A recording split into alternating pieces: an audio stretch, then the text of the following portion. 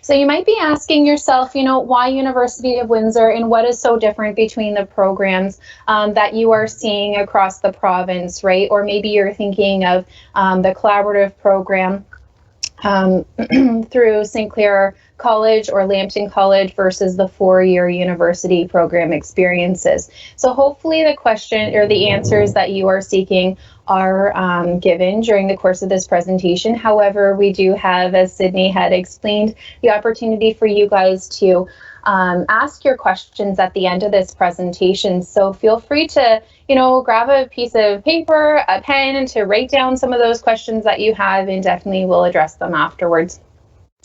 So I want to focus on 3 points that we feel are the reasons why the University of Windsor nursing program is different than other nursing programs. And number 1 is that we have a hands-on program that's full of experiential learning experiences balanced with our academic excellence. So we do have a rigorous program that is prescribed. If you've seen our course sequence guide, which we'll go through in the next slide, you will see that we do have a set number of courses for students to take. So there are some academic pathways that you can kind of explore along with your program advisor. But what you see, so if you like the courses that you're seeing, then chances are you're going to really like the program too as you go along, right? So it is very hands-on, which means that there are experiential lab components. We'll go through those when we look at the guide, and we also have your clinical experiences too. So that's one of those things that I wanted to highlight because it is balanced from year 1. You get clinical in year 1 all the way through to year 4. The second is our focus on student support. We're going to go through and highlight some of those kind of as we go along, but in specific, we do take student support very seriously at the university because we know that it can be a stressful time for students as they, even before you get into the university atmosphere. I remember last year we had 2 key events, possibly even more, but 2 that I can remember quite a bit. One opportunity was for our new students to connect with our first-year teachers. It was an online event where students could virtually connect and meet your first-year teachers. So that was a wonderful opportunity that we had. Another event was one specifically about online learning. Because of COVID and because of everything that had happened, this was a very brand new thing. Now our high school students are being a little bit more educated with their online learning and perhaps a little bit more prepared going into the university atmosphere where we may be doing more online learning and we might have more of a hands-on approach to our learning and be allowed to go into the physical building, right? But student support really starts before you're a student and it continues as you are a student. So we have a couple programs while you are a student through year 1 to year 4 that we look at. So one is our early intervention program. We want to make sure that your grades are strong throughout the semester. And then a second one is our tutoring, our tutor match. So if you do really well as a nursing student, let's say in one of your first year courses, let's say you get over 85%, maybe you want to give back a little bit and you could actually earn up to $20 to support another nursing student in per hour in their education in that specific course that you excelled in. So there are different support mechanisms in place. And that is just with your academic supports, right? So we also have the Clinical Learning Center, which we hire peer mentors who are 3rd and 4th year students. So this is a paid position for those individuals. And basically students who are looking to boost their nursing skills, or maybe you've learned something and you're just not confident in what you're doing, even if you are at home trying to use the resources that you have, you can virtually connect with one of our peer mentors in the nursing lab who will help you go through that skill. Because our students, even though, the theory classes are offered online, you still get to go to the clinical setting, and do these things for real, right? So we want to make sure that you're confident in what you're doing, and we want to make sure that you're supported along the way. So I know I'll highlight more about support services. I could honestly talk about this topic for a very long time, but we'll move on in the interest of time.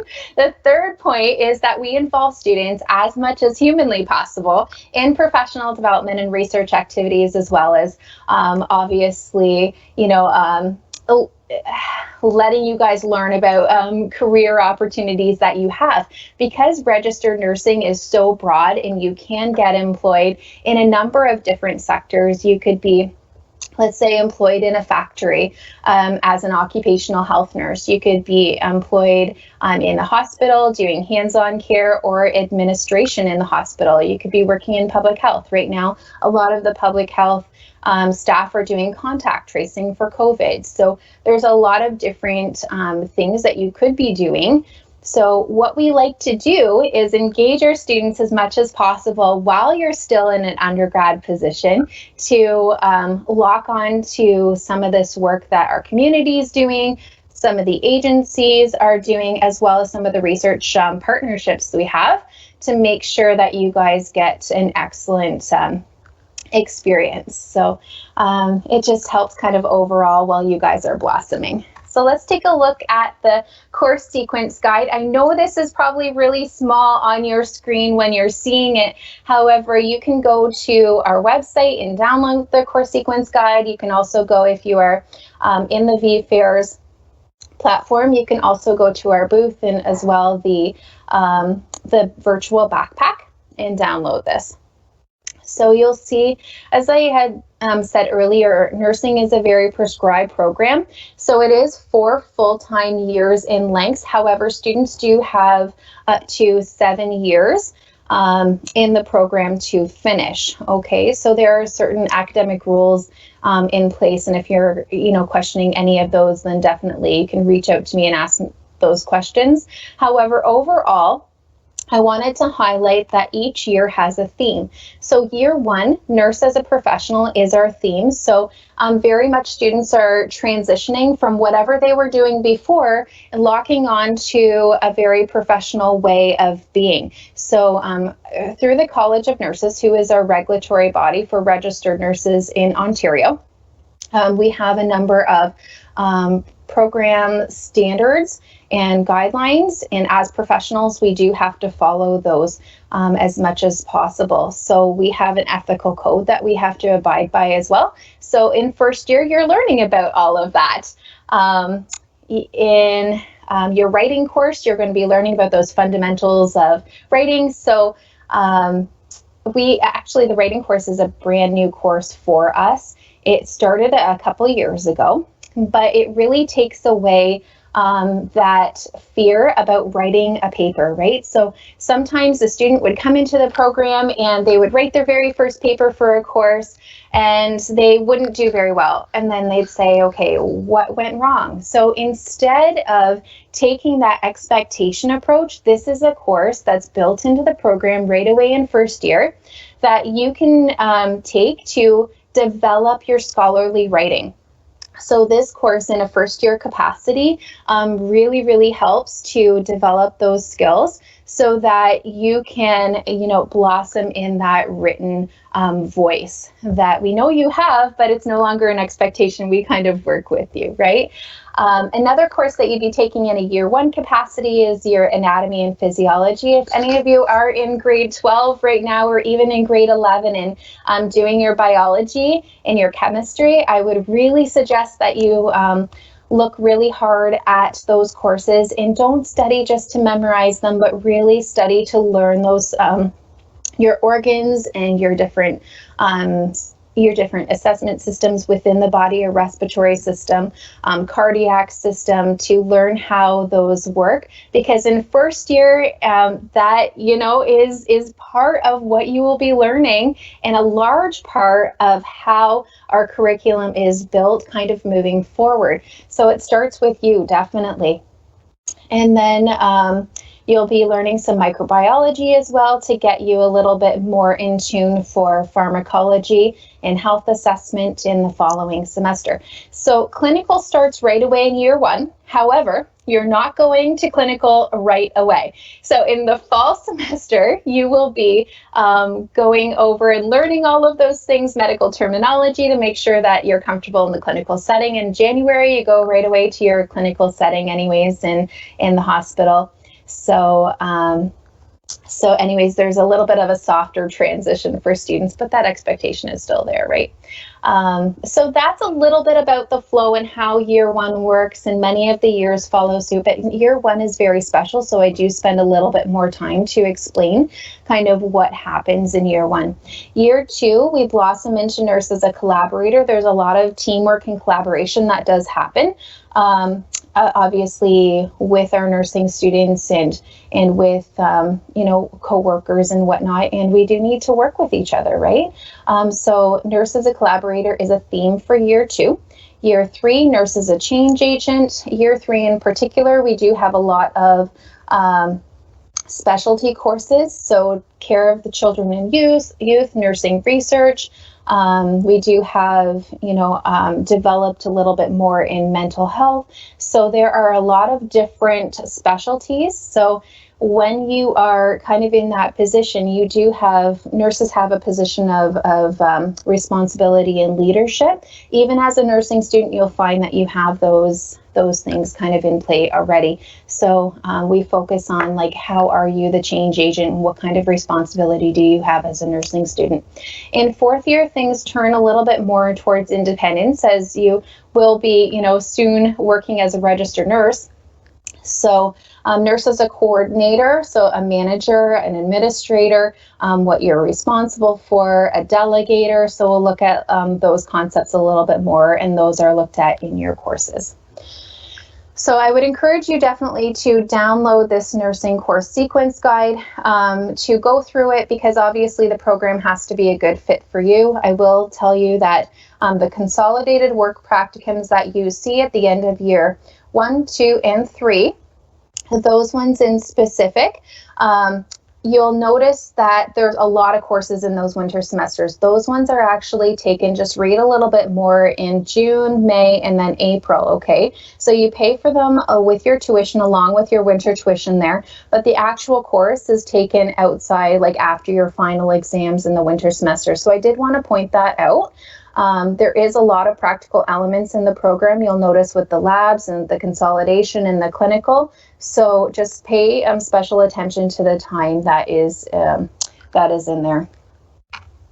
Okay, so let's go through these stats, and I apologize, I'm going to buzz through like the next couple slides because I want to make sure that you guys get all the information, but that course sequence guide is important. So I didn't really necessarily want to rush through that. So our 2019 stats, our NCLEX stats, which is the actual licensure exam that you have to write after you graduate from the program. We are very, very proud to announce that 99% of our students who graduated by the end of the year, they passed their NCLEX. So, oh my goodness, it's so exciting. Our program is one of the top programs as far as nursing is concerned. So if you look at Queen's, if you look at McMaster, University of Toronto, a lot of these schools, we are comparable, right neck and neck, and if not better. So it's just this is a wonderful time for our program and celebrate the curriculum and what we must be doing something right, obviously. Our nursing students are doing extremely well and are well-rounded. So I wanted to say that in celebration, and to give you a comparison across Canada, nursing students on that exam score about a 79, like 79% of them pass, compared to our 99. And then like in the province, I think the pass rate is, we're at 83 or 84% still. So 99% is obviously very good by the end of the year. So I just wanted to highlight a few experiential learning opportunities that our students do have. And many of you, if you've gone to our presentations before, you've probably seen that we have a lot of simulation experiences. That's with those high fidelity mannequins that can breathe and have pulses and all of those fantastic things, right? Clinical coursework. We've got so many different things. You can read them for yourselves. I mean, that you can be involved in. So we really have a ton of experiential learning opportunities for students, and that's something that we're really proud of. Other things that you might be interested in is studying abroad. So we do have exchanges to Australia, to Sweden. We have over 200 clubs on campus, and a lot of them are offered right now in a virtual capacity. And of course, we have some work study opportunities on campus too, as well as some volunteer opportunities for you to do either on campus in a related field. It could be with mental health or our wellness department, but there's lots of things for you guys to look into anyways, if you're looking to develop your resume and give back a little bit to our campus environment or our community. So I did want to highlight employment. So our grads are employed, 98.2. This is our last statistic that we have. 98.2% of our graduates are employed within 2 years of graduating. So that is something that we're obviously proud of as well. And that has been consistent over time. I believe it was 100%, 99%. This is 98.2%. So obviously we're doing very well in our grads are doing very well there too. The BScN itself, just to recap, is a stepping stone to many different academic pathways along a period of time. So I did want to highlight that our students do have access to individualized support services for their career. So as you're going through the program, you might think you want to be a pediatric nurse, but in year 2, that might change a little bit as you experience maybe the OB floor or something else, and maybe you want to go into mental health instead. So we talk about that, and we talk about how to build those opportunities too, right? And what does that mental health pathway look like, and how do you become a professional in that area? So we talk about those avenues. And also another thing that builds your employment, your resume, is your variety of clinical placements that you have. So we don't put you in the same clinical placement in all 4 years of the program. It's a variety. You are placed, and then in year 4, you do have a little bit more choice because it's a preceptorship, right? So it's you and you're individually matched with one registered nurse who is working in the hospital, and then you have another one preceptorship where you're individually matched with the individual in the community. So you do have that a lot of clinical time, one-on-one, and obviously you'll have a lot of experiences by the end. So you get to kind of pick and choose where you want to go. And employers really like that you've had a variety of experiences. So that's awesome too. We are a cross-border city, which means that we do have a lot of connections with U.S. hospitals as well. So I just wanted you guys to have an opportunity to meet some of our former grads. So meet Holly, and Holly was extremely involved as an undergrad student. She had a passion for pediatrics and for critical care, and she is still developing her career in critical care. So right now she's with the adult population, and she's working towards a pediatric critical care focus, but she's in her grad program right now. Actually, she just graduated this year, so congratulations to Holly. Anyways, yeah, so it's a celebration. We really do support one another to get through school, but also blossom into their career that they're looking for. And then we also have meet Liz, so Elizabeth Dillon. She was our very first student. She actually came to me before school started, and she said, how do I become a pediatric student with a focus in oncology and cancer care? So we worked with Elizabeth throughout the course of her undergrad, and we got her into a professional designation. So the D'Souza Institute is from Ontario, and she worked really hard. She had to do extra schooling and extra things through this organization, but she did have the designation of D'Souza intern for undergraduate nursing students after that. So quite an accomplishment, and right now she works across the border. So we're very proud of her, and she worked in Windsor Regional, but right now we can only have, as registered nurses, we have to pick one place of employment because of COVID. So she's working across the border right now. Okay, so and then our last one is meet Nick. Nick was involved in many different things as an undergrad, so our curriculum committee as well as nursing society and many other different things, and he is continuing on his career as well. So I just wanted to, show you that our grads do wonderful things. They go places, but more importantly, like I want to say, get involved. My message is to really get involved in your education. You might feel like you have, that this is brand new for you, that you have nothing to offer, but honestly, it's the opposite. We want to get to know you, and we want to hear what you want to be involved with as much as possible. So I would really encourage you, if you do have a passion for a specific thing, to share it with somebody, and we can kind of help you on your educational journey to get to your career goals and where you want to go, right? Because that's what it's all about, building connections and meeting people so that you can build your network for later on. So I'm going to put the admissions overview up. I know that many of you are familiar with this already, but just a reminder that I know that the OAC deadlines are coming up, and to make sure that you connect with us if you do have any questions, or Sydney or somebody from our admissions team at registrars. And then once again, we do focus on student support. So if you do have questions about any of our student support services, please reach out to me individually to talk a little bit more. Come back to our chat.